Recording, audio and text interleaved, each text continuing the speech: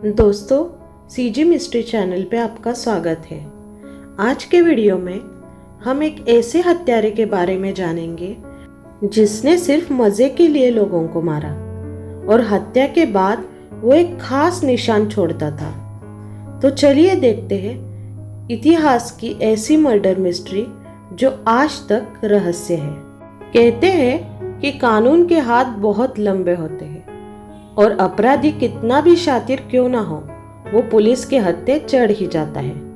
लेकिन कुछ अपराधी ऐसे भी हुए हैं जो कभी कानून के शिकंजे में नहीं फंसे और आज भी वो एक रहस्य ही है। आज हम आपको ऐसी ही एक कातिल के बारे में बता रहे हैं जिसने 30 से ज़्यादा लोगों को मारा और इतना ही नहीं, वो खुद पुलिस को लेटर लिखकर हत्याओं के बारे में जानकारी देता था। लेकिन लाख कोशिशों के बाद भी पुलिस उसे नहीं पकड़ पाई और वो हमेशा के लिए एक रहस्य बनकर रह गया। आखिर कैसे हुई हत्याओं की शुरुआत?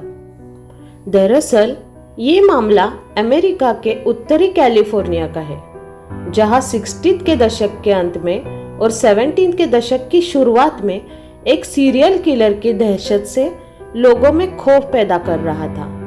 हत्याओं के सिलसिले की शुरुआत हुई थी 20 दिसंबर 1968 को, जब हत्यारे ने कैलिफोर्निया में लेक हरमन रोड पर रात 11 बजे के करीब 17 इयर्स के डेविड फेराडे और 16 इयर्स की बेटी लौ जेनसन की गोली मारकर हत्या कर दी थी।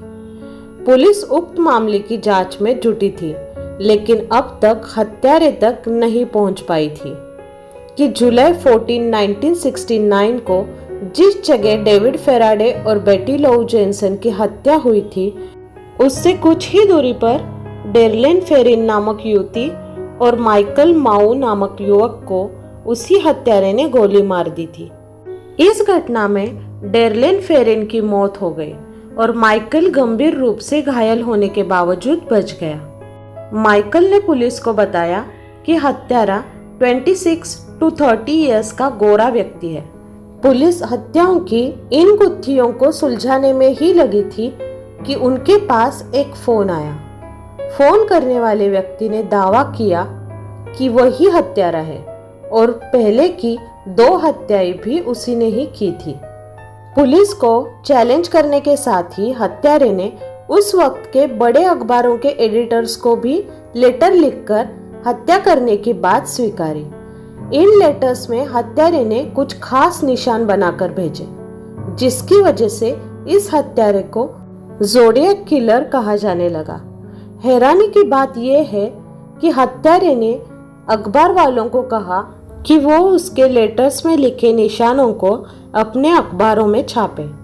अगर उसकी मांग नहीं मानी गई तो वो और लोगों की हत्या करेगा, जिसके बाद उसके कोड निशान पेपर में छापे जाने लगे। 8 अगस्त 1969 को हत्यारे के कोड की लैंग्वेज को डिकोड करने में सफलता मिली।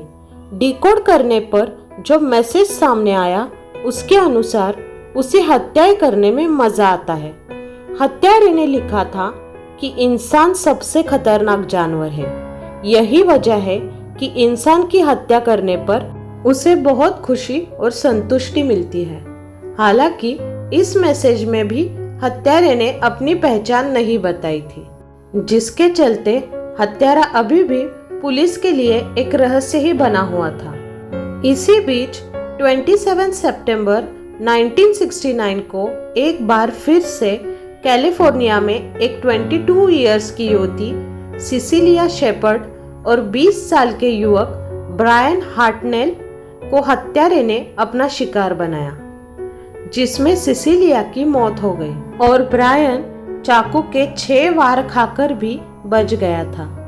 हत्याओं का सिलसिला अभी भी थमा नहीं था और कुछ दिन बाद ही एक कैब ड्राइवर की हत्या हो गई। इस दौरान हत्यारा अखबारों के एडिटर्स को लेटर्स लिखकर हत्याओं की जानकारी देता रहा और ये सिलसिला ईयर 1974 तक चलता रहा। हत्यारे ने अपने लेटर्स में दावा किया कि उसने 5 नहीं बल्कि 37 मर्डर्स किए हैं।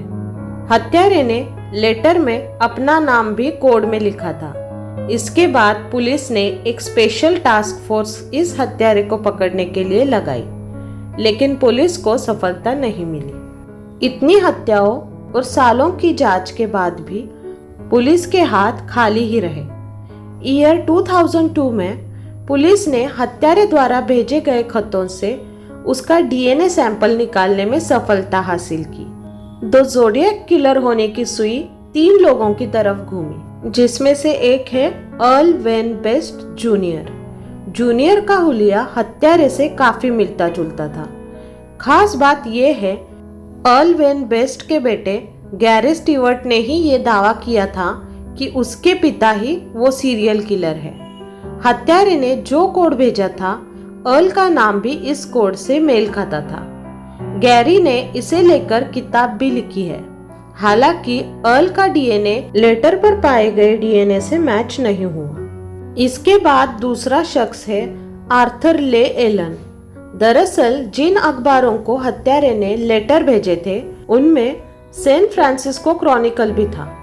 उसी अखबार में कार्टूनिस्ट रॉबर्ट ग्रेस्मिथ ने अपने स्तर पर इस केस को कवर किया था और उन्होंने दावा किया कि आर्थर ले एलन ही वो खूंखार सीरियल किलर था। रॉबर्ट ग्रेस्मिथ ने एक बुक भी लिखी थी, जिस पर हॉलीवुड में फिल्म भी बन चुकी है। हालांकि हुलिया मिलने के बावजूद हत्यारे के डीएनए से एलन का डीएनए मैच नहीं हो पाया।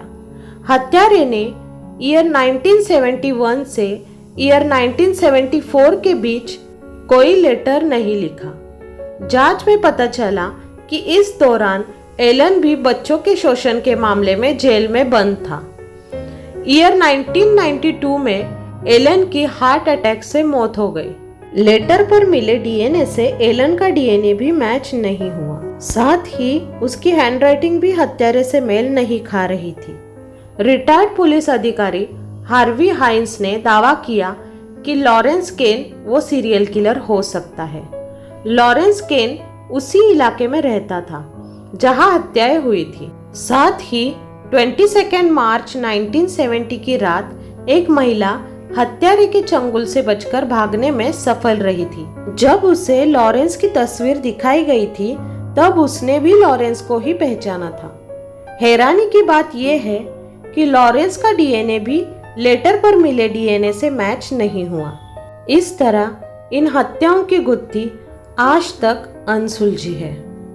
तो दोस्तों, अगर आप चैनल पे नए हो तो प्लीज़ चैनल को सब्सक्राइब कीजिए और वीडियो को लाइक और शेयर करना मत भूलिए। मैं आपसे मिलूंगी नेक्स्ट वीडियो में एक और इंटरेस्टिंग जानकारी के साथ। धन्यवाद।